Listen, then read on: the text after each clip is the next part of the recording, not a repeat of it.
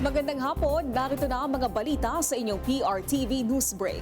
Tiniyak ni Energy Secretary Sharon Garin na bababa ang presyo ng produktong petrolyo sa susunod na linggo. Alamin natin yan sa report ni Mary Ocampo. Mary? Naomi, sinabi nga ni Energy Secretary Sharon Garin na base nga sa 4 na araw ng trading, nakikita ang posibleng pagbaba sa presyo ng langis, bagamat hindi pa ito panghuli at maaari pa itong magbago. Inaasahan naman na lalabas ang opisyal na adjustment sa Sabado dahil may isa pang araw ng trading na aabangan bago formal na magtakda ng presyo ang mga kumpanya ng langis. Ayon kay Garin, maganda ang lumalabas na trend base nga sa 5-day average. Pero binigyang diin nga na malaking salik pa rin ang mga pangyayari sa Middle East na maaaring magpaiba nga sa galaw ng presyo. Ayon pa sa kanya, malaking epekto sa oil prices ang mga geopolitical tension sa buong mundo, kaya patuloy ito na binabantayan.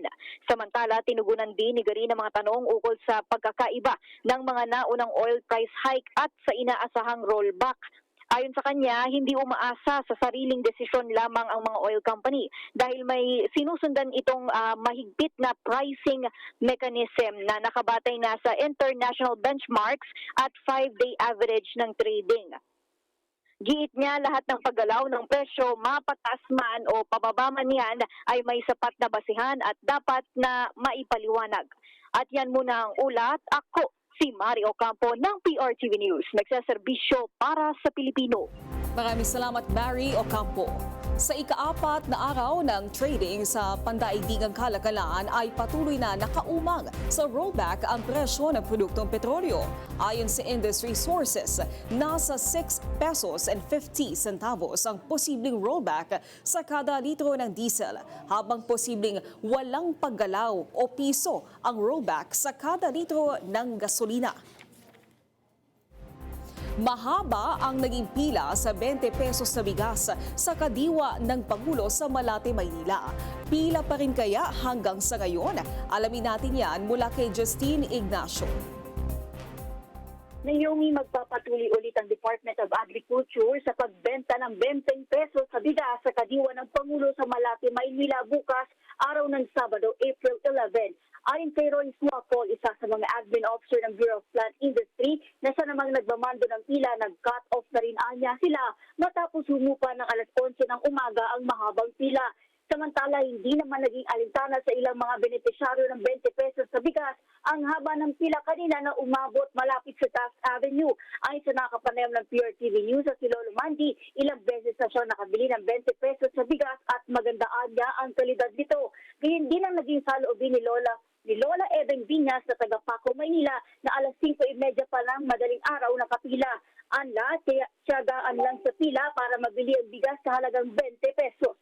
Sa kabila naman ng naging haba ng pila, ayon kay Suaco, maayos at organisado naman ang naging sitwasyon.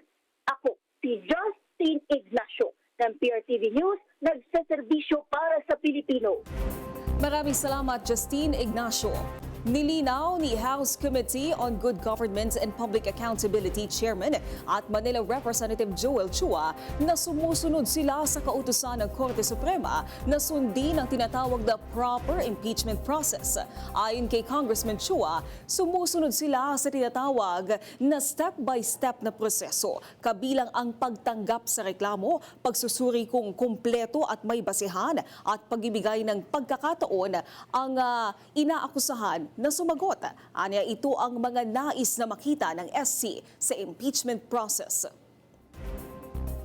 At yan ang mga balitang nakalap ng inyong PRTV Newsbreak. Live kami sa free-to-air Beam, Channel 31, Signal Channel 31 at sa YouTube. Tumutok din sa aming social media accounts sa Instagram, Facebook at TikTok sa @PRTV Prime Media.